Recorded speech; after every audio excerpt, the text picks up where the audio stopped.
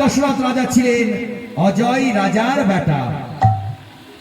ওই পুত্র বধূকে বনে দিয়ে কুলে রাখলো খোটা। এই 3 দশরথের কথা শুনেছি।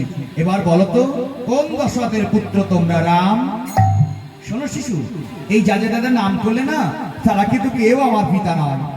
আমার পিতার নাম দশরথ, অজ রাজার বেটা। সুনির্মল কুল তার কুলে নাই খোটা। জানি রামচন্দ্র, সেটাও আমরা জানি, কারণ ওই বাঁশি মারা হয়েছিল দশরথ ওই তেলের ভিতর। আরে এই দুধের বালকের কথা কেমন করে জানলো? না না, এই দুধের বালকের কথা কেমন করে জানলো? রামচন্দ্র, তুমি কি ভাবিছ মনে?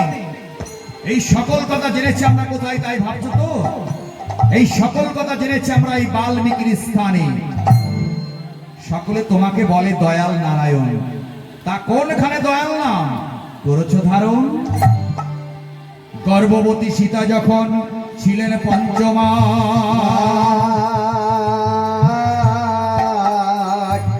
অমনের সময় তুমি তারে দিলে বনবাস। আরে এ দুধের বালক তো সামান্য নয়, এ দুধের বালক পুরাতন কথা কয়। ওরে ওরে শিশু, পরিচয় দাও, পরিচয় দিয়ে তোমরা সেই মায়ের কাছে নিয়ে যাও। রামচন্দ্র, কি পরিচয় দেব? কি পরিচয় দেব? মোদের মাতা নাই, পিতা নাই, নাই কো বন্ধু ভাই।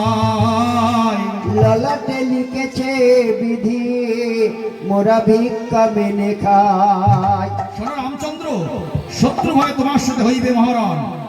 রণে সে পরিচয় চাও কিসের কারণ? আমরা তো মুনির পুত্র, আমরা ব্রাহ্মণ। আরে মুনির পুত্র ক্ষত্রিয় কন কিসের কারণ?